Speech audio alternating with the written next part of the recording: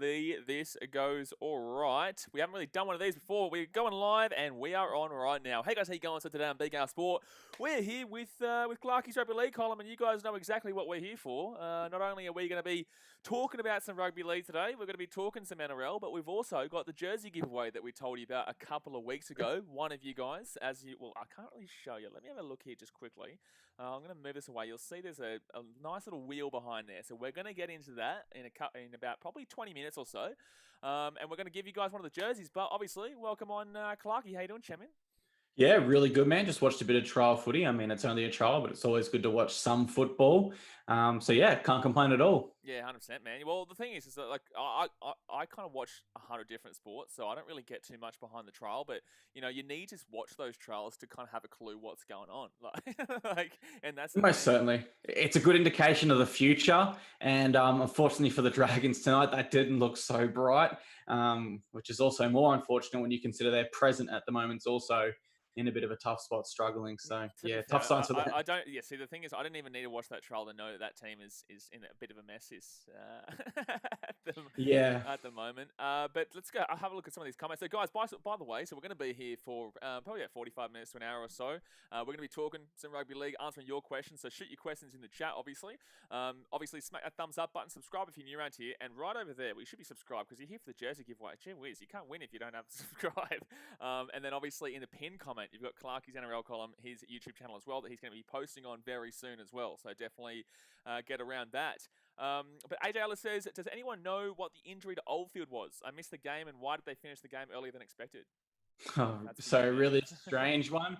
Michael Oldfield in the 12th minute left the field with an ankle injury. There's no report from the Eels on his condition yet. It didn't look too serious. He did walk from the field himself assisted. So you'd imagine probably no syndesmosis involved, but with the season still a few weeks away, he should be fine for round one if required. And the game was called off early. Really strange one for me. I was actually watching the clock, 11 and a half minutes to go, and all of a sudden the referee blew time off. The explanation given from Fox Sports was that both coaches had seen enough. So yeah, first time I've ever seen a trial called off early. Make sense. Why even have a trial if you're just gonna be like, you know what? Screw it. You know, we're done. Yeah, especially when, you know, in a trial match, you've been playing for an hour, we're in the last 10 minutes here, whatever's left. That's a very important time in the NRL. That's a time where you need to finish strong. And obviously, that's a good place to assess how a player's fitness is after a rigorous preseason. I mean, maybe an injury precaution. That's why they called it early. Maybe Hook had seen enough. What are we, 2-3 weeks out now? 18th of February. So is the first game on the 10th of March or something like that? I believe so, yeah. I'll have to check the app to give you an exact date. That's just, because like injury prevention and stuff like that, it would make sense like 1 or 2 weeks out, but we're still like basically a month out, 3 weeks or so. Yeah, you're right. Yeah, so round one is the 11th of March. Buddy, I was close enough. I said 10th. Yeah, you were very close. I was close. Hamid Patel says, do you guys want Jerome Hughes of the Warriors to become a fullback or a halfback? I personally would rather him kind of stay where he is, but in the same sense, like if he goes to the Warriors, that'd be great for that team. They need some help after what's going to happen with the loss of Tuivasa Sheck after this year. So they're really going to have to restructure that team completely. I think that people are really underestimating kind of that impact that's going to have on that team going forward from the end of this year. What do you think? Oh, definitely. In terms of leadership, the loss of RTS can't be understated. Obviously, he's an incredible talent, but the leadership that he provides that Warriors side has been so integral to any success they've had. Here's a bit of a funny story. So I will preface my opinion with a funny story here. Okay, I did a TikTok yesterday, right, where I discussed the move potentially for Jerome Hughes to the Warriors. TikTok is the funniest part, right? No, it gets funnier. It gets funnier. I upload this TikTok, Blaze, and then I start to watch it. I rewatch it afterwards. Generally, you watch before you post, but I thought, whatever. I bloody noticed halfway through, I was in my undies recording, and I thought you could only see the top. You can see me in my undies, so quickly, boom, get that down. But what I did say in this video is I said, I think Jerome Hughes is one of those players where in the Melbourne Storm system, he does suit a halfback role more. And that was because he had a player like Cameron Smith and a Cameron Munster to help him play natural, instinctive rugby league. In the Warriors, he won't be afforded such luxury. So therefore, I think he would be better at fullback for the Warriors because he wouldn't have to rely on controlling the game so much. So I've got him fullback for the Warriors, but I think at the Storm, his best position is halfback. He's a real interesting player in that regard, right? Well, this is kind of hijacking this conversation point, but I was telling you about this beforehand. Speaking of another funny story, we've got an idiot in the chat. Now, his name's Golden Anime. He's a Broncos fan, right? He has the audacity to tell everyone else's team they're shit. Mate, your team came last year, and you're not looking good to come out of the bottom four this year. So, buddy, you shut your mouth. As your sports says, Golden Anime is back for another year of chatting shit about the Broncos. Exactly right. But yeah, overall, and by the way, Golden Anime, you've got literally 0% chance of winning this. There's no way, mate. There's absolutely no way, champion. Yeah. But no, yeah. Look, I think with the Warriors, man, what do you think about them this year? Like, how do you think they're going to go? I'm very confused. Now, this isn't a preview for me necessarily. This isn't like an actual prediction. I will do a prediction of all teams about a week out. But like, where do you think of them? Because I compare them with the Wellington Phoenix this year, man. Like, they have no home games. They're all playing at a Wollongong, and they haven't won a single home game so far this season. And the Warriors are probably going to be in a very similar situation. Like, what are you thinking about them? Yeah, I'm in two minds about the Warriors. I actually predicted them to make the top 8 with my initial ladder prediction, but I do think losing RTS and having a little bit of a rethink and hearing that Tom Trbojevic is fully firing, I think I'm going to put Manly up into that top 8, which means one team must come out. And then if I do have to pick one to come out, unfortunately, I have to say the Warriors. It's one of those things. Obviously, they're going to be more galvanized and there's going to be more team spirit. Now they have their family in Australia with them this year. As opposed to last year, they obviously learned a lot of each other, and they would have gained a lot of mental strength from last year because that would have been tough for anyone. Yeah. But I just think I look at their roster. Yes, they've made improvements, but so have other teams. Teams like Manly have superstars returning from injury. I've got the Warriors in that phase, Blaze, where they're between 8 and 12. They're not going to be in the bottom 4, but they're not going to be competing. Oh, they're definitely not bottom 4 for me. For a top 4. So they're in that middle phase, aren't they? Yeah, they're definitely not bottom 4 for me. And for me, I don't have them anywhere near top 6. I think anywhere from 7 to 12, basically. But I still think they're probably better than 12th, 11th. I think they're probably going to come around the 9th or 10th area, just because I have other teams above them in regards to their overall team list. Like, I think that I just don't know if they're going to be able to do it the whole season without all their families and stuff. Unless all their families, do you know if their families have been able to be brought over? For some players, their family and kids have come over, but even that in itself is somewhat of a disruption. You know, your kid will be going to a new school, your wife won't be working. There's a lot of uncertainty around the Warriors. Yeah, there is. They're on and off the field, really. On and off the field. Well, the two of us thing might motivate them too, though, because they might realize that this might be their, I guess, window. It would be a very small window because they haven't been in a window, and then I guess they would. I think Warriors fans think they're in a window right now. I do. I see a lot of Warriors fans really talking this team up, and I love it because I actually love the Kiwi fans who get around the team because obviously they've had a very difficult, support of that team ever. You know, there's never really been where they've been given all the all the love back from the team. Besides, what was it, 2011? They made the grand final. Yeah, it was Sean Johnson versus DCE, I think, in the grand final. They were both rookies. So I wiped that year from my memory though as a Titans fan because that was the first time we got a spoon. But was it? Yeah, that was the one where we did the spoon battle with the Parramatta Eels in the last. Right, and 2010, I think we came top 4, didn't we? It was 2010. We made preliminary final against the Roosters, and then we lost. I think 36-12 or 26-12 or something like that. But yeah, no, I think look, I worry about the Warriors, but hopefully they do all right, and I want them to do well for the fans. This is a good question, actually. It's about our boys. Now, it's about the Titans. Now, I've seen this quite a few times here. A lot of people have actually asked it. I think Isaac Ritchie said, are Titans being overhyped or properly ranked? I've got them 7th. What do you think, mate? Yeah, I've got them 7th as well. I would say they're being overhyped to an extent. And that's no fault of the players or club just yet. It's just they've made some really nice signings, but with the season obviously not being in effect, they haven't been able to prove anything yet. Once we're in a competition, in the 2021 competition, I'd say within 5 rounds, we should have a fair understanding as to whether we have overhyped the Titans or whether they're able to meet that expectation and perform to that level with new signings like Tino and Dave Fafita. I'll tell you if I agree with that based on who we play first. So I know that we play the Warriors at Central Coast first week, so I'll vlog that game. I'll go there and vlog it more than likely. I'm not too sure. I haven't done my schedule yet, guys, because I know people will hold me to it. So don't bloody hold me to it just yet. So if we play Warriors first up, I think that's a good, pretty... I don't think that tells you too much about the Titans. I don't think the game against the Broncos tells you too much either. And then we obviously play the Cowboys. That's a pretty easy start there with those first three weeks, considering the other teams. And then you got the Raiders. The Raiders game will where it'll probably start to tell me where we are. Actually, you know what? Yep. The perfect game is actually against the Knights on round 5. Reason being is because the Knights are a very 50-50 team. Now, we beat them, 36-0 to end the season last year or whatever it was. Yeah. they're a team for me that I think the Titans will have to prove themselves against, in the sense that they're a team that they can beat, but they're also a team they can lose to.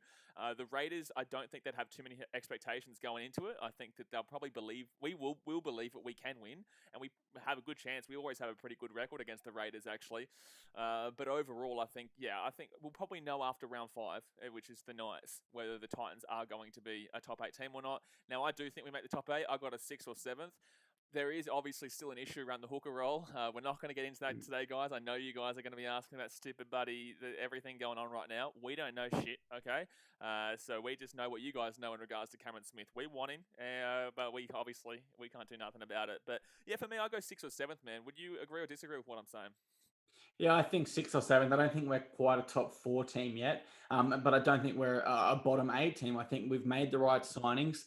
We are carrying a little bit of form. This is obviously a little bit of an unofficial stat, but because the Penrith Panthers lost the grand final, we do have the most active, longest winning streak in the NRL at 5 games. So you take what you can get as a Titans fan. I think you hit the nail on the head. First 3 rounds we're expected to win.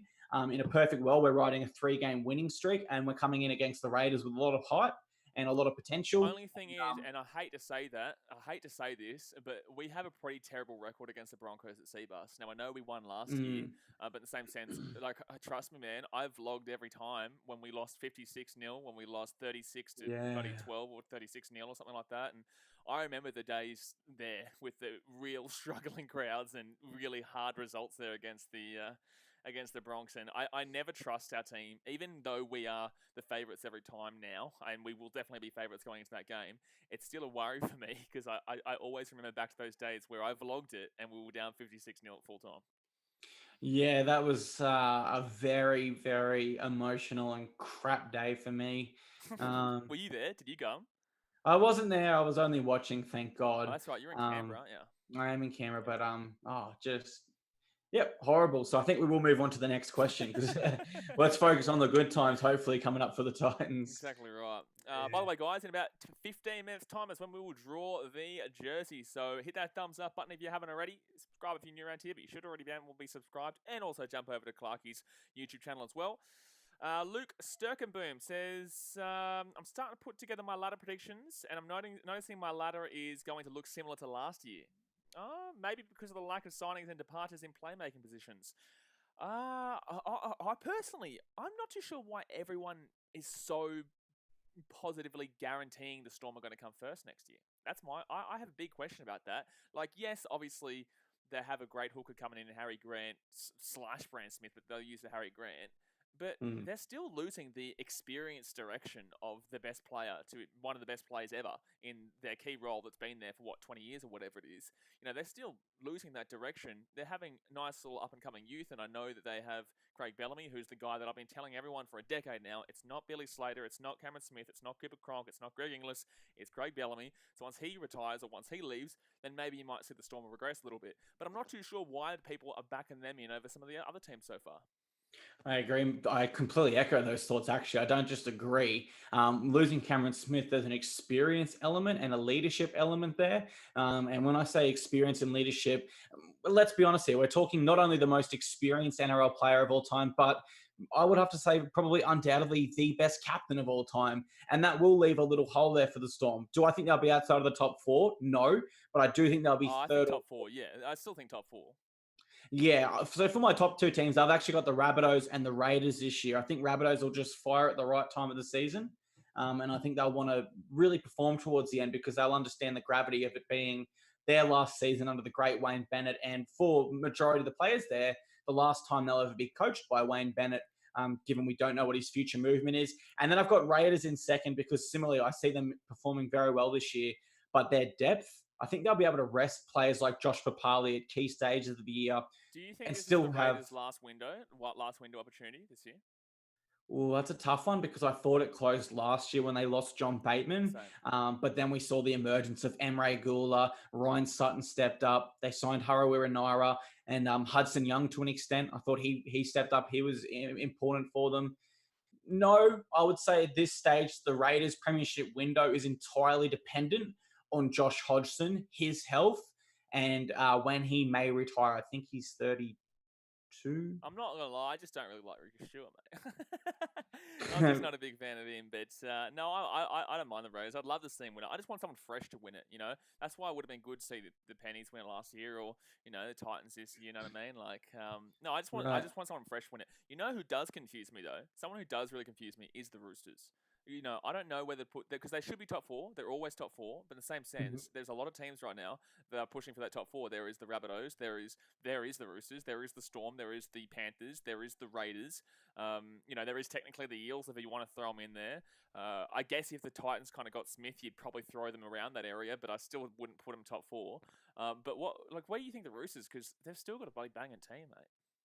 They do, but let me go on a bold prediction here and say this year the Roosters will not make the top 4. They will play finals. They will come 6th, I believe. I've got them somewhere between 5th and 8th.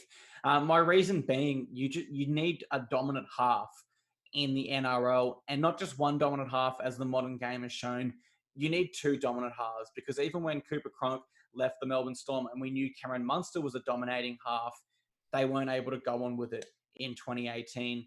And so I look at Luke Keary, and obviously he is a game-controlling half, but he will be transitioning into that 7 role. And what I like so much about Luke Keary, and I'm sure you would have to agree with this, when he plays that left edge role, it didn't matter whether it was Latrell or Josh Morris in that centre or Boyd Cordner in that back row spot. They scored points there because he plays the short side so well. Moving into the halfback role, he's going to have to play both sides of the field, which takes out, in my opinion, the best element of the Roosters' attack. Wait, so you're telling me Keary's going into the halfback role this year? Yeah, Keary will be 7, and Lachlan Lamb has run the race for 6 to begin the year. I'm actually really glad you told me that, because I'm actually filming the 5/8 tier maker tonight after we do this. Okay. So Lachlan Lamb confirmed for the Roosters. Yeah, you'll have to swap in with Luke Keary. But, a lot of times players can switch between the 6 and 7 and it doesn't impact their game style so much. Luke Keary is one of those players where, it is going to affect his game style a lot, because instead of playing the short side, he'll be playing both sides, which will help Lachlan Lamb transition into first grade, not having to control the game in that 7 role. But I don't like it, if I'm honest. I think Luke Keary is one of those players that's an out-and-out 5'8". People will say, I don't agree with you. And my first rebuttal would say 3 premierships in the 6 jersey and a Clive Churchill on the 6 jersey. You can't argue with premierships, and especially when it's in one of the core roles, in the spine. When it's a 1, 6, 7, or 9 spot, you can't really argue it. Spot on. When obviously there's 3 premierships, even 1, not even 3, just 1 premiership. So I personally have him as a 6, to be honest with you, but I understand their situation right now, and that in the fact that he goes to the 7 role. But look, I'm not too sure. I don't know if they make the top 4, to be honest with you. But like I said, guys, I'll be doing my preseason predictions, and actually, I'll give you a bit of a spoiler right now for everyone who's watching. I'm actually going to go to all the Sydney stadiums and film outside them for my previews. So should be good there. Slippin' Sandler says Cody Walker sneaky for Dally M. What do you think? My Dally M choice at this stage is Cameron Munster. That's just because I see him stepping up in a big way with Cameron Smith not there. But if someone was to say to me, Cody Walker's a chance for the 5/8, I'd absolutely agree. And that's based on the merit that I have the Rabbitohs finishing first. And to finish first, they're going to need Cody Walker to fire. I am worried of the fact he might lose points to Reynolds, Cook, or Latrell each week. Whereas the reason I've actually gone Cameron Munster is, as good as Harry Grant, as good as Ryan Pappenhausen and Jerome Hughes is, I don't think there's an argument. When Cameron Munster steps up, he steps up. Yeah. And my example is Origin Series last year.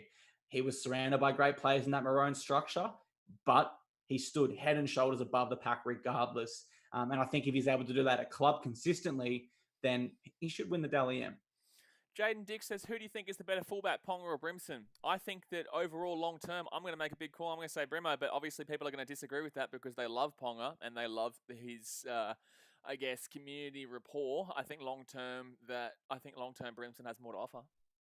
I would agree with that. I think long-term Brimo is the better fullback. We've just seen a little bit more out of Kalen Ponga yet. What I like both about these blokes is they're both able to play the 6 role. They're both able to play in the halves. They both have played in the halves at NRL level. And they both offer fantastic ball playing from the back there. But I think at this stage, if you ask me right now, Ponga is the better fullback. But I think overall, if I had to say who will have the better career, then I do think Brimson. I tell you what, something funny, right? So we did the tier maker the other day with Paddy G, and we did the fullbacks role. And someone, I can't remember, some idiot commented saying, "How can you rate AJ Brimson in quality? He was the lowest in quality." I thought that was low, but in the same sense, it made sense when myself and Paddy were talking about it. But I don't understand. Like he said something about like there's no way you're a fanboy because you've got AJ Brimson in quality. I said, bro, have you even watched him play? Like I just thought like how are you even saying that? Like surely you're no. And then I replied saying, bro, this is the stupidest comment I've ever seen. And then he replied saying, no, I'm right. Like what's he done? He's played one game of Origin, he did good. Well, firstly, if you're doing the job, you're not making Origin, mate. If you're quality, you're in Origin. And when he did play Origin, he was fantastic. The only thing that hampers him is so far his injury. But in the same sense, like he's still very young, and what he's shown at the end of the season last year for the Titans, he didn't do the Titans did nothing. We did nothing in the first half of the season because he wasn't there. You bring him back in, but look, we win the last 5 games in a row. Now, yes, obviously those 5 games in a row were against some pretty scrubby teams, but in the same sense, we came back. When he came back, I think it was against the Roosters, and we were very good in that game, but unfortunately we lost, controversially. We still lost. We were very good, well, not very good, but we were mixing it with the Panthers when he got back, but unfortunately we just lost in the end. I just think that people probably don't watch enough Titans games to actually have a good read on him in general. Absolutely, I would agree with that. The thing with me is when you compare Tom Trbojevich's start to the season, right, everyone was arguing that he was the best fullback to start the year. And I can't disagree with that. He was better than Tedesco at that stage. When you compare his statistics to AJ Brimson, they are extremely similar. Extremely similar. The difference, AJ was returning from a serious back injury. Tom was at peak fitness after a preseason.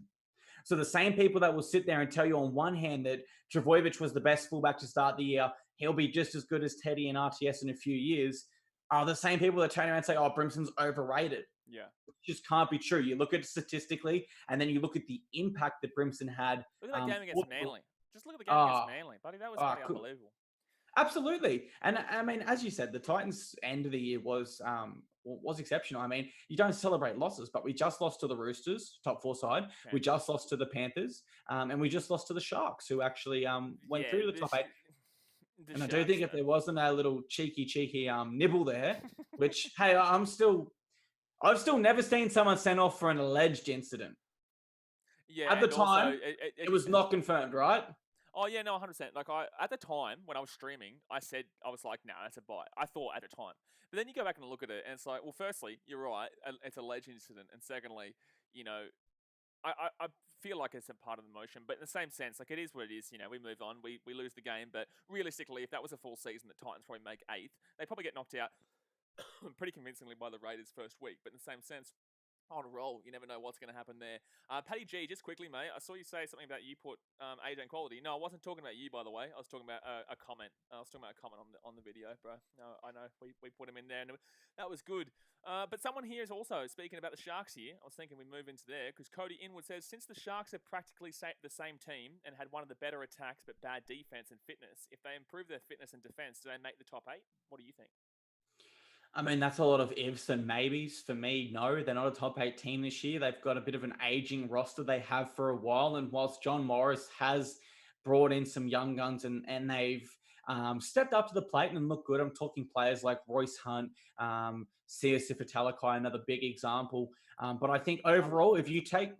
Oh, I just love his energy. And he's one of those players that I don't mind him at centre, lock, back row. Just get him on the 10 because he's going to bring that energy.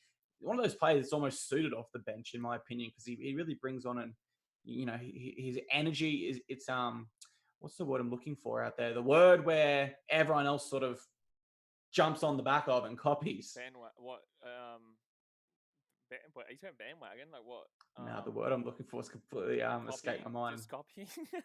now I'm a little bit embarrassed. I'm not sure. Anyway, I really like him. I just look for the Sharks, man. I've got it. Contagious. His energy is contagious. Well, Well, there you go. So we got there in the end. We got there We in the end. did. But no, with the Sharks, man, like my mum's a Sharks fan. I want the Sharks to do well. You know, I really appreciate Cronulla. I know a lot of people don't like Cronulla, but you know, I don't mind them as a team, and I love Shark Park on a nice little Saturday night down there. Mm. I don't know why I'm saying down there. I'm in Sydney right now, but no, I think that with the Sharks, like they've only really got Shawnee Johnson for me that can kind of do anything for them. I just don't think they've got what it takes this year with the teams that are going to be competing. I think there's just too many teams competing, and I just don't think they're going to have what it takes to actually compare long term. Because, like I just said, I think if that's a full 26 game season or 25 game season or whatever, we probably see them missing the 8 for either the Titans or the Warriors. You know, the Titans and the Warriors were coming home strong, and you know, the Titans, yes, they lost the Sharks in that game, but they were they were well and truly on top until that obviously biting incident. They were probably the better team throughout the start of that. So, you know, I think that, yeah, with the Sharks, they can do it. Don't get me wrong. They definitely can do it, but I personally wouldn't be putting them in above some other teams. Alrighty, guys, Yeah. we'll do one more comment here. We'll do one more comment, and then we'll get into the jersey giveaway, and then we'll answer a few more questions just afterwards. Did you have something to say, Clarkey? I was just double checking you could hear me. My microphone, for some reason, disconnected halfway through. So as long as you can hear me, we're good to go. Did someone say? Did it actually? It did. For some reason, like the USB got loose in the back of my computer. So that's what I was reaching around the back there. If anyone's wondering what was going on. Oh, true. All right. Okay, so one more, and then we'll jump into the jersey giveaway, and then, like I said, guys, we'll get into a few more questions afterwards. Let's have a look at here. And Alex says, thoughts on South? I think this one's pretty quick, man. I think South looking pretty good. I don't know. I wanted to tip them last year to win the comp. Mm-hmm. I wanted to tip them last year to win comp. Instead, I accidentally, unfortunately, tipped a team that I will never tip again. Manly Seagulls, you bastards. I tipped them to win the comp because I thought they had a really good team last year, but Tommy Trbojevic couldn't stay on the field. And yeah, I was literally, when I was doing my video at the Sydney Harbour Bridge, I stood there and I was tossing and turning between putting Manly in third, I think I put Rabbitohs in fourth, and I was going to put Manly there and Rabbitohs atop, but last second I changed it around. You know, so I don't know. I think the Rabbitohs are good. But in the same sense, I still get nervous about this whole comp because this year is very difficult to read for me across a lot of teams. You know, the Rabbitohs, yes, they're great, and yes, they're deserved favourites right now, but I just don't know who to call just yet. Are you there? Yeah, I'm still here. Oh, I was waiting for you. Oh no, it did pause at the end, so that's what I was. I thought you were still talking, so it did cut out. But anyway, sorry about that. Yeah, so the Rabbitohs this year, I mean, I've got them in first for a reason. I think they'll do very well. Their team is it's an exceptional team. It's probably the best team on paper for me. Depth is somewhat of an issue, but Wayne Bennett knows how to get the best out of each and every player in his top 30 roster, which is obviously fantastic for them. Yep. But I think the biggest thing is I see the Rabbitohs improving this year. And when you bow out the last 3 preliminary finals in a row, the only way to improve is to make a grand final. So therefore, with that prediction now, I've got them in the grand final. And I think under Wayne Bennett, they should be good enough to win that grand final. Do you ever, when you do predictions and stuff, do you ever want to tip a rando? Just because, like, even though everyone's tipping the Rabbitohs and everyone's tipping the Storm or whatever, do you just really want it? And I guess that was another reason why I tipped Manly last year, because no one was tipping them. Anyone in the comments, don't you start me. Everyone was underrating Manly last year, and if they had a full buddies team, but then again, every team has injuries, and they just couldn't cope with them. And Trbojevic is obviously the one team player there right now, alongside Cherry Evans, but still, it's Trbojevic. I don't know. I want to tip the Rabbitohs to win it, man. I do. I want to tip the Rabbitohs to win it, but I also want to go with a bit of a smoky. Who would you say is the biggest smoky right now for you? Like I said, last year I sort of did what you did. I went with the Eels. I know they definitely weren't favourites to win. They were favoured. I thought that the addition of Andrew Johns would have really helped Moses and Brown. Obviously, in a COVID world. Well, yeah, in a COVID world, he was obviously not allowed to attend their camps, training sessions, etc. If I had to give a smoky this year, besides the Titans, tough one, mate. Besides the Titans, yeah, I'm going to refer to my predicted ladder before I make a call here. It's tough because, I mean, everyone in my top 8 is a genuine contender. I would say a real genuine smoky. Let's go. Shit, this is crazy. Let's go to the North Queensland Cowboys. Todd Payton, fresh coaching environment up there. It's been stale for a I'm while. going to hang the phone. I'm going to hang this Zoom call up immediately. I'm going to hang it up immediately. Hey, don't get, I've got them. I've actually got them 12th. But if I had to name a Smokey, let me think of some reasons off the top of my head.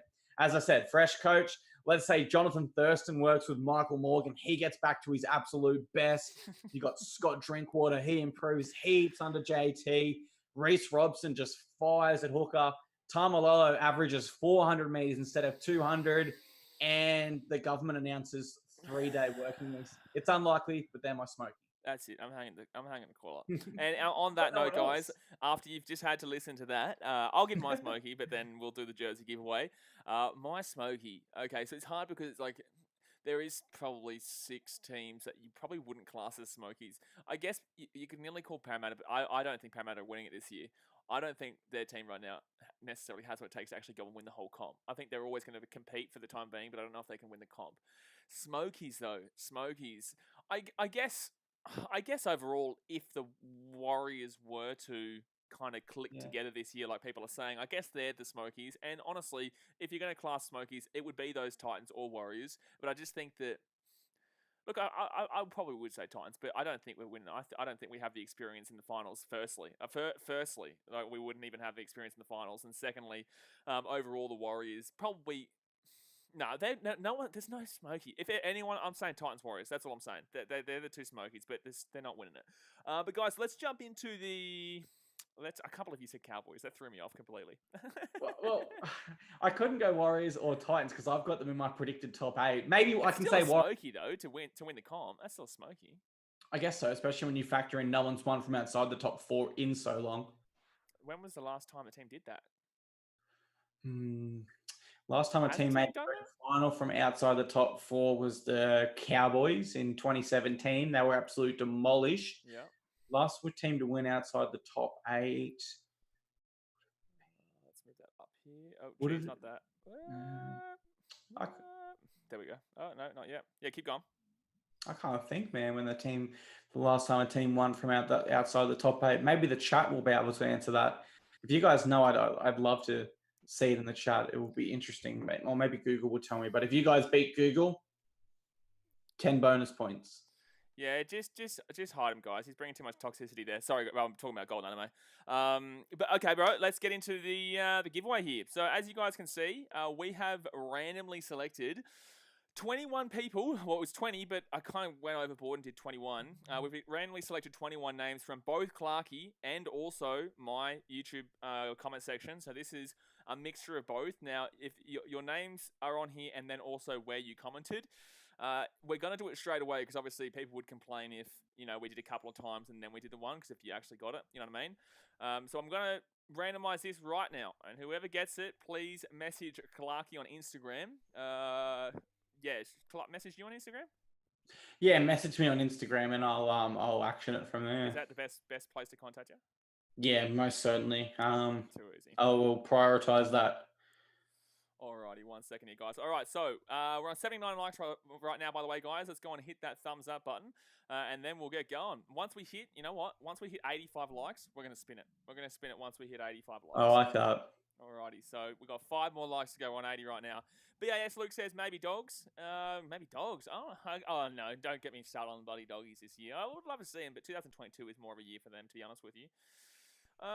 Damien Blake says up the Titans. Come on, guys, smash it with 3 more likes, and then we do the switcheroo. 2 now. 2. We're getting there. Did you hit your thumbs up button? You better hit the thumbs up button. Oh, mine. Hey, I've got the evidence on my story that I'd thumbs up since. When did I put that story up? I put up a story of a swipe up from my Instagram. So. City Dingo says a green will win. That's my guess. A green will win. Okay. Well, let us know, guys, in the chat which color you think will win. Buddy, a little bit of an extra one there. It is actually upside down. There are a lot of upside down ones, actually. There we go. We're on 85. There we go. We're on 85. All right, guys. I'm going to click this. And it's going to be whoever gets it right now is going to be the winner. So we're switching it around. Here we go. Here we go. Here we go. It is going to be Nicholas Mason. And that's on your side too, I think. There he is. Nicholas Mason. So, Nicholas Mason, please, if you're watching this, obviously contact Clarkey, and he's going to hook you up with a new jersey for whoever your team is. Whoever your team is. Perfect. There we go. Alright. All right, so let's remove that one, and let's move this back up. But that was good. And also, guys, we're actually going to do another one of these. We're going to do another one of these. Do you want to let them know? Oh, do you want to let them know yet? Yeah. We can let them know. Sorry, it took me a second to actually register what was going on there. Right now, like we're not doing it right now, by the way, guys. Don't get too excited. But no, you want to let them know what I was talking about? Yeah, so we're going to link up again during the State of Origin season, if you can say that. Leading up to State of Origin, we're going to link up again and do another jersey giveaway. We're just going to keep it simple, guys. Probably very similar stuff to enter. Just subscribe to both the YouTube channels, drop a like, follow. Exactly right. All the free stuff that helps us out a ton. So too easy. Yeah. And just also, guys, I know a lot of people are saying like your name wasn't on there. We randomly selected names and stuff like that. So, unfortunately, if your name wasn't on there this time, thank you for entering. But maybe next time you might be able to jump on there for the for the next one when we do the Origin one, like Clarkey was saying. Absolutely. And just to clarify that to everyone, there was a ton of comments. So for us to shortlist from both YouTube. I had like 300, and you had like bloody. You had. Well, like I've got 1,215 there. So I mean, we're not going to sit here and manually enter 1,500 names. We're just going to shortlist. So that's how we came to that conclusion. So that's us. Yeah, 100%. So yeah, anyway, so Nicholas Mason, please obviously message Clarkey, and there you go. You can grab your jersey. Now let's go. Probably we'll do. How many more questions do you want to do? We'll do. How many more? Name a number. I'm happy to go. Let's go till 9 p.m. I think that's a good time. Yeah, we'll go 15 minutes. There we go. Alrighty. So Frenchie says, thoughts on Parramatta? Yeah, interesting one this year. I've still got them in the top 4, which I think a lot of people would be predicting them to fall out of the top 4 this year. My reasoning behind that is I look at their squad last year. I saw 17 first graders that didn't have much pressure being put on them from reserve grade, obviously because there was no reserve grade, but from the players that would be perceived as depth players. This year, they've signed multiple depth players such as Oldfield, Papali'i, Keegan Hipgrave, Joey Lussick. And what that's going to do, in my opinion, is keep the top 17 honest and keep them performing throughout the entire season because there is now genuine options for Brad Arthur to go, hey, you're not performing, go back to reserve grade for a little bit and think about it and bring in the depth player because he has other players there capable of doing the job now. So, yeah, I've still got the Eels within the top 4. You got them in top 4. I've still. You know what? I predicted them 5th last year. I'm probably going to. Like I said, haven't done my previews yet, but I'll probably put them around that 4th place as well. Yeah. I just don't. Like I said before, I don't know if they have what it takes to actually win the comp. For me, I don't know if they have a team that like Gutho's a leader, but in the same sense, he's not necessarily he's not necessarily a premiership winning leader. Would you agree with me on that? Yeah, definitely, because his best attributes are his effort and how hard he tries. Whereas you look at the elite players of the games like Tedesco and Cameron Munster, their best attributes are, just X factor off the charts. And I don't think Gutherson offers that. Yeah, no, I'm not sure. Well, like myself and Paddy, we put him in. I think we put him top of the quality. Well, we did obviously. Look, he won. What did he win? He won Dalian fullback of the year. I think he won fullback of the year last year. Yes? Yeah, Gutherson was fullback of the year and Jack White was 5'8" of the year and they were your blue centres, which is a little bit funny there. Yeah, that's right. Yeah, that's a bit strange. Yeah, that's probably why the worst Queensland team ever won that year. But in regards to the Eels, man, look, I think they're a good enough team and I'll probably actually, am I going to be vlogging their first week? I'm not too sure where they're playing, to be honest with you. If it's on the same time as the Titans Warriors, then no. But the Eels, because the last vlog that I did, it didn't come out on the channel, but it was Eels versus Bulldogs last year. Oh, they're playing Broncos at Suncorp. No, I won't be doing that. That Eels versus Bulldogs game, honestly, was possibly one of the worst games in the history of the planet, and that was last round 1 last year, wasn't it? 8-0 was the score. Yeah, 8-0. That was, and then I remember the only try come off Reid Marnie kicking a loose ball off the ground, rebounding off the post, and him diving on it, and quite possibly the ugliest rugby league try I've ever seen. Yeah, 100%. There was also a bad game the other year. I think it was 8-0 for the Broncos and Sharks, something like that. But the point matter is that if you ever finish 8-0, guys, that's the worst game you've ever seen. But no, for me, Parramatta, I don't think they have the I don't think they have it to win the comp just yet, and if with this team. Jaden Dick says, who do you think will bring the bigger impact in first season for Titans, Tino or Fafito? Fafito? Gee whiz, Tino or Fafita? I love this from a Broncos fan. Obviously, talking about Fafita because not many people who are Broncos fans want to talk about Fafita. For me, I think that I really like Faisal Malawi, bro. I really do. I think that Fafita is obviously a massive impact, but in the same sense, I really like Faisal Malawi. Yeah, I'm not going to try to pronounce the last name. I botch it every time. I do love Big Tino myself. I think he probably will have a bigger impact just because he'll be playing in the middle part of the field. The interesting one for me is, does Tino start at lock like he did for Origin, or does he come off the bench like he did for the Storm? There is an argument at the moment from some content creators I'm seeing, the Rugby League Guru being one of them, saying that Tino is one of those players that's better off the bench. And Tyron Peachy should wear the 13 for the Titans. Now, for me, that's a big call. That's a big call. I've got to disagree. I think that, winning a State of Origin series starting at lock says to me you start at lock for your club. The last Origin, winner that played lock. I mean, you look at all the Origin locks, really. You've got Travojevic, and then before that you had Corey Parker and your Dallas Johnsons and all these players. We can go back, but they all started. Considering you're bringing in a guy like Faisal Malawi, though, and then you're like, look, Tyron Peachy was good towards the end of the season, but in the same sense, like, you're going to bring him off the bench? That's a big call. Yes, I mean, I just think you have to start for Faisal Malawi. I think I said it. Anyway, well, pretty much Faisal Malawi, basically. I'm pretty sure it's Faisal Malawi. I used to call him. No, I can't. I can't even remember what I used to call him, but I'm pretty sure I'm spot on now. I'm looking forward to how the forwards are going to impact it. I know a lot of people are questioning the Titans' backs, but I think the backs, besides probably the only thing that people are really hampered with right now is probably the Ash Taylor situation, whether he's going to be good or not. Yeah, how he performs. Being off contract, I suppose, does sort of lend me to think that he should perform pretty well.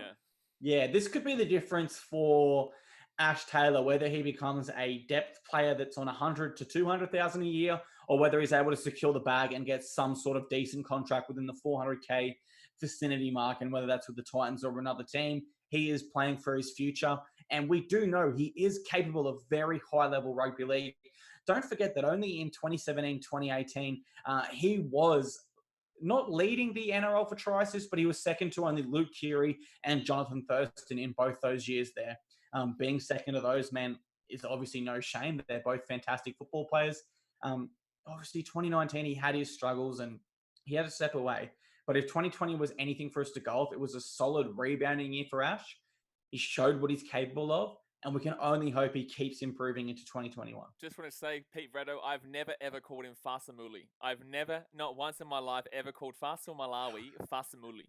I've never done it, ever. I've never done it. But in regards to Ash, I know of his situation, and obviously, he's been in a pretty rough situation for a few years now. Now, I get sport as a business. However, I feel like that situation maybe not be ending, but in the same sense, it's not what it used to be. So for people who are still kind of questioning him, we also saw what his potential was beforehand. Now, he's never lived up to that potential, but in the same sense, he still has that in him. We saw last year, he still had a pretty good year towards the end of it last year when we had a full team going. So it's going to obviously be that fifth game against the Knights that we're really going to see whether he's got it this year. It's really going to be, those first three games are very winnable. So we'll probably see how Ash will go. But yeah, contract year, I hate contract years, and I also like contract years. I hate them because, you see a player that you probably aren't going to see next year. You're going to see a player that isn't as good as what they're showing because they obviously need that contract. But then I also like it because, and this is what's happening with my Chicago Bulls right now with Laurie Markkinen. And then and then in regards to, liking it, you obviously get the quality player this year. You know what I mean? Like you get to see the quality player. So it's a bit of a catch-22. But no, I think after 4 or 5 rounds, we'll see what Ash is like. To be honest with you, but I can't believe someone said. You're buddy doing a good job commenting in the chat and also on stream here, mate. You're smashing. Yeah, I'm just hoping that you can't hear the keys going through the mic. But here's an interesting one as well, because as you say, you hate off contract years. Have a listen to some of the. Hate and love, sorry, I apologize there. But there's a lot of players that are off contract in the halves position next year. And that's why Ash Taylor will need to perform to a very high standard, because there will be a relatively large selection on the marketplace. We'll have Foran, Green, Hines, Benji, Tyrone May, Norman. We'll have players like Billy Walters, Connor Watson, Tanner Boyd, Tom Dearden, Cooper Johns. That's a lot of people. Johnson, Luai, Milford, Pierce, Reynolds, obviously Taylor, Sam Walker from the Roosters. We've got literally genuine veterans there that have won premierships. So we've got basically a transition year coming up next year. Oh, certainly. I mean, the halfbacks and 5'8" that are available stretch all the way from someone like Reynolds, who's a proven premiership winning halfback, to someone like Sam Walker, who is the most exciting young halfback, and everywhere in between. Yeah, I'm really looking forward to seeing him, to be honest with you. Exactly. If you're a half next year and you're not performing, you could be in trouble as far as future contracts are concerned. This is reminding me of the year that I think it was 2 years ago. It might have been last year, where there was like Kevin Durant was up for free agency, and there was a bunch of guys, like literally every one of the top dogs. I think Kawhi was on there as well at the time. I'm not too sure, but the point of the matter is that it was a crazy year, and I'm feeling like obviously next year is our crazy year in regards to that. Carol Maverick says Sam Walker will become a star over the next 5 years and at least top 5 halves in the NRL. What would you say to that? Are you saying top 5 in the next? Well, are you saying top 5 in the next ever? Are you saying top 5? Me, I'm asking Carol what he's basing that off, because school highlights are one thing, under 18s Queensland Cup highlights are one thing, becoming a top 5 player in the NRL is another, and they're not close. They're worlds apart. There are so many players that were the next big thing in juniors that never consistently performed in the NRL. For me to predict who the top 5 will be 5 years from now, I think they would have already had quite a few NRL games. You know, my top 5 halves in the next 5 years will be players like Dylan Brown, Jerome Luai, Nathan Cleary, young guns that we've already seen a fair bit from, unlike Sam Walker. And that's not to say he can't be. I'm just not going to make that prediction when I can't base it off any NRL games. So, and 5 years is still a pretty decent time too. Like 5 years is a pretty decent time in sport. Like 5 years ago, 5 years ago, the Broncos were in the grand final, or 2015, so that'd be 6 years. Well, still 5 years, I guess, because we've only just reached 2021, but 5 seasons ago, the Broncos were in the grand final, and now they're Wood Spooners. So, there's a polar opposite difference between the last 5 years. Look at the Cowboys as well. They're in a pretty shocking situation. You've tipped them to apparently win the damn World Comp, but, that's a stitch up. I put words in your mouth in the same sense. Sport Reaction says that's bias. Oh, he's talking to Carol about that. Slippin' Sandler says Roosters are dumb for letting Flano go and will regret it like we let Thurston go. I want to stop you right there in the sense that Flanagan will be interesting with the doggies, but the doggies, like, I have no idea why people are believing in so much hype this year. That's like, do you think that they're believing? Like, what would you say about the hype this year, man? Look, it's one of those things. For Slip-In Sandler to make such a broad statement like that, I can't agree, but I can't disagree. I mean, at the age of 22, which Flano is, JT, Andrew Johns, Cooper Cronk had not achieved as much as he has to date. But for us to sit around and say that he will get to the levels of a Jonathan Thurston, I can't make that prediction again. I just can't bring myself to do it. But at the same time, it's not impossible, and he has achieved more to date. So there is this much evidence to say he will, and he has done this much so far. But for us to say that he's a bigger loss than just like when Jonathan Thurston left the Bulldogs, we're talking a loss that I can't show on the screen here. I can't put my arms more far enough apart because that's the worst decision in NRL history. You know what? Actually, I'll come out. I'll make a bold prediction. Not even bold to an extent. No. Kyle Flanagan will never be a bigger loss than Jonathan Thurston was for the Bulldogs. I mean, it's so rare that we'll see a player as good as JT or on his level. And I think if we ever do see a player get to Jonathan Thurston's heights in the future, it's going to be someone like Nathan Cleary, who's debuted as an 18-year-old and performed very, very well in the NRL to date. So I'll say no. All right, well, let's do one more question here, guys. So I think this one's quite an interesting one too, actually. So Pete Freddo says, what young player do you think will be the next immortal currently? So young player, I would assume, with classes under 23. Who would you say, from what you've seen, like, that's a pretty outrageous question, to be honest, though, because, like, they're obviously under 23. We haven't seen anything really yet. Oh, man, yeah. And then to say immortal, like, you don't see... Immortal gets thrown around too much as well. I'm going to say this now. Immortal gets thrown around way too much than it should. Like, immortals are the best ever. Like, straight up. Like, the best ever. Like, people... Look, Darren Lockyer isn't an immortal for an example there. I think how good Darren Lockyer is. Yeah, for example, he's my favourite player that's ever played the game. He's my favourite player that I've ever watched play the game, even as a Titans fan. Then again, I grew up in Brisbane, so, until I was 12, 13 years old. But yeah, no, that's exactly right. Like Darren Lockyer is one of the greatest to ever play the game, but he's still not an immortal. You'd probably... Who would you say is next immortal, by the way? Darren Lockyer. Oh, yeah, fair enough. I think so. Wait, how many years since he's retired? No. Didn't they recently change the rules so that you don't have to? I believe that rule was changed to because Cameron Smith, Cooper Cronk, Billy Slater, all those players are retiring. I think it was one of Greenberg's last things he did whilst in power.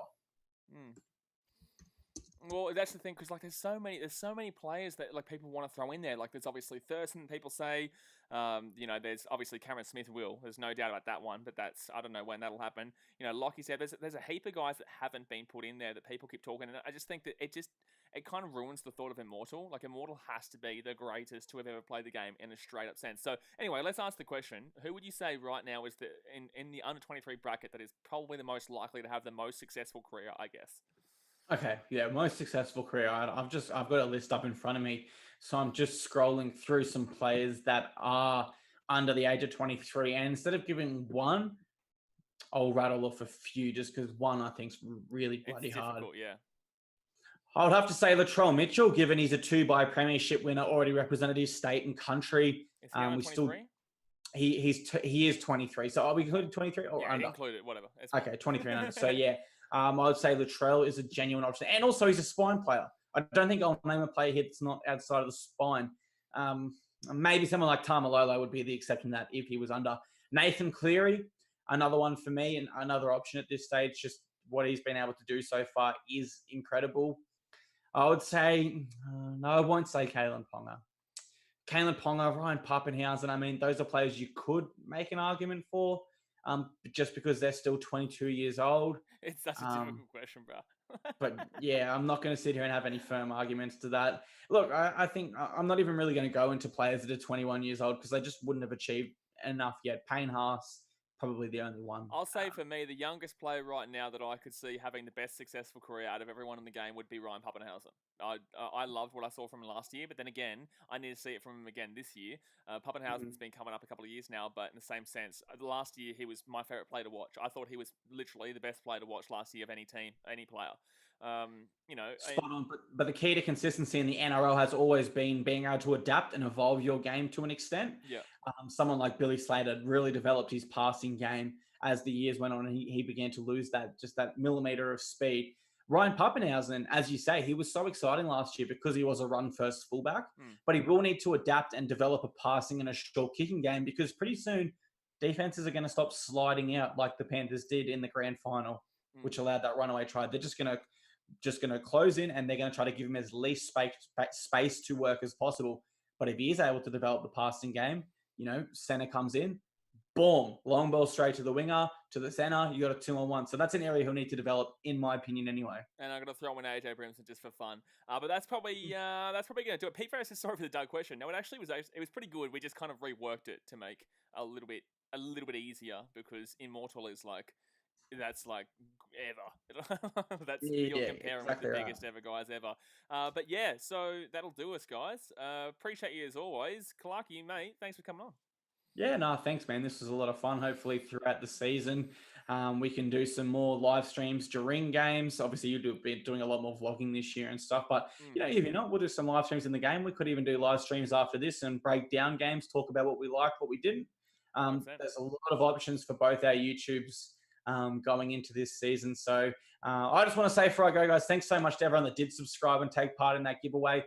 It obviously helps us out a lot by boosting up our numbers there and allows us to create more exciting content and great content for you guys. So thank you so much to you guys for that. Yeah, exactly right. So, and like we said before, there will be another jersey giveaway later on in the year around the Origin time. So definitely get keen for that one. Thanks for subscribing, as exactly like Clarkey said. And I hope you guys are ready for an absolutely massive NRL season. It's not on just yet, obviously, but I do have the NRL tier makers that are currently going. If you haven't seen them yet, I've been going with different creators and I've been putting on. We've had Clarkey on twice actually for the front row forwards and hookers. Yep. We've been doing that. So tomorrow tomorrow is the 5'8". So I've seen a lot of people talking about Avarillo. They've been talking about Avarillo in the chat quite a bit. So he will definitely be spoken about. And I'm filming that right after this. I'm looking forward to that one. But yeah, so that's going to be tomorrow. I'm not too sure what's on Monday, but the NRL season's coming. I can't wait for the vlogs. I'm going to be at a vlog this weekend, guys. My first vlog in literally a year, which is the Brisbane Roar vs Sydney FC. So that should be a very good game. And I'll see you guys next time. Alrighty, guys. Thanks for watching. Catch you later.